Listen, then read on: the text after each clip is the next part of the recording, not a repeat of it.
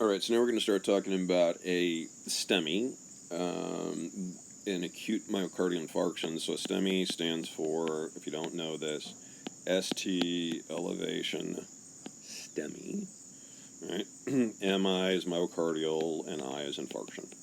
Now, the reason this might sound a little confusing is historically, STEMIs actually went by the name of a transmural myocardial infarction.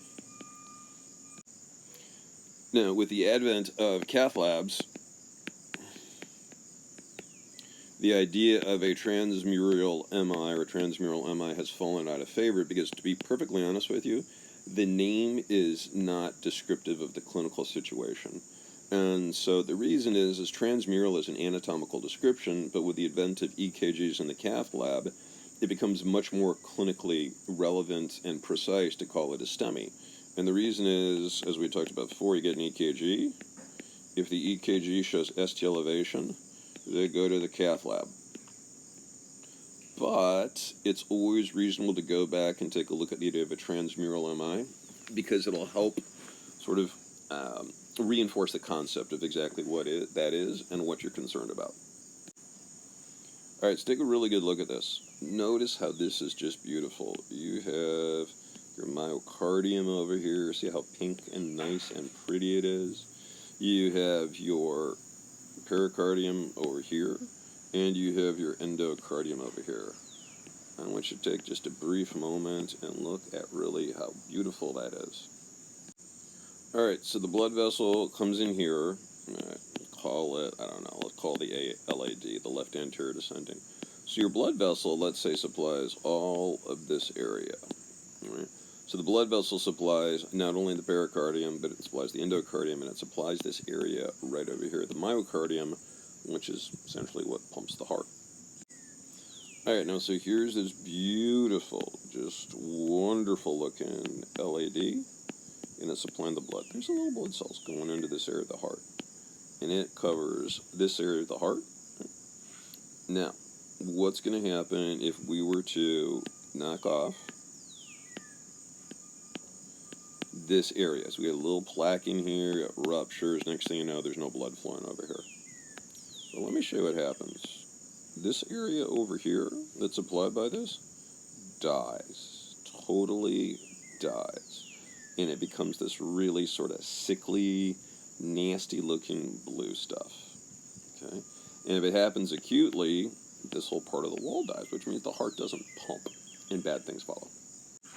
So if you miss a STEMI, and again, I want to reiterate this and stress this, you should have respect for chest pain, but you should not fear it. All right, so you end up replacing this beautiful pink blue, this beautiful pink stuff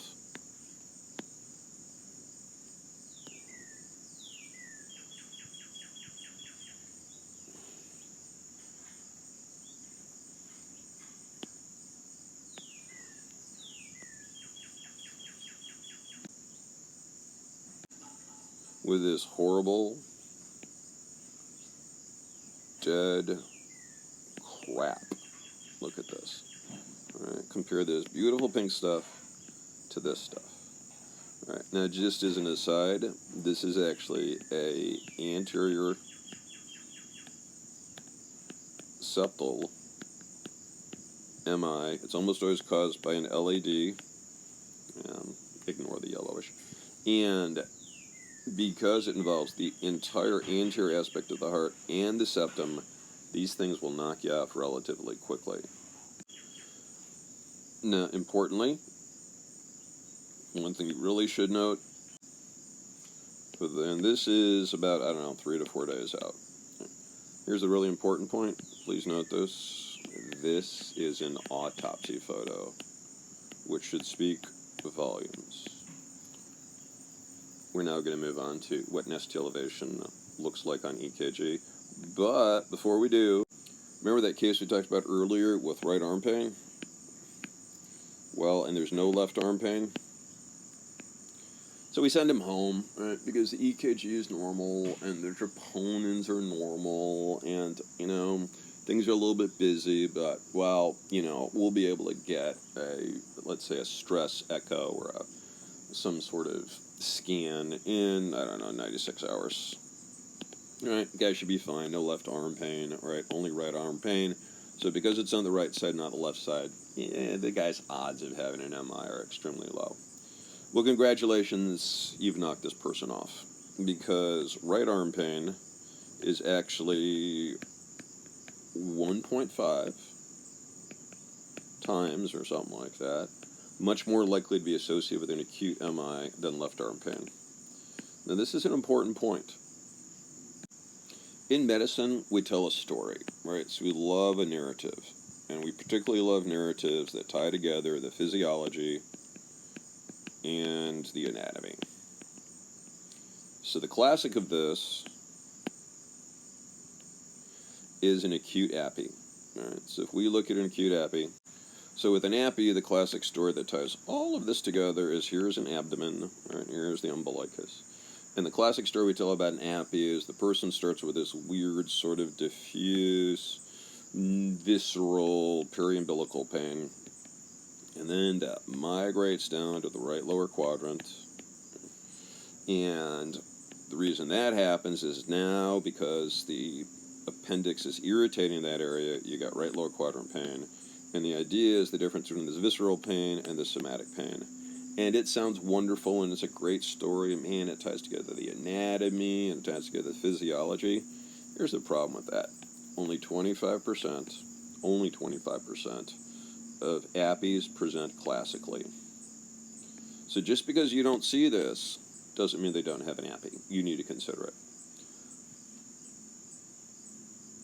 So the point is, when you start to get into what is a suspicious history, you cannot exclude the fact there's no left arm pain, only right arm pain or bilateral arm pain, and saying that, well, the left arm pain isn't present and it's on the opposite side, so there is no way this can possibly be an MI, because after all, the heart's on the left side, and you would be 100% wrong.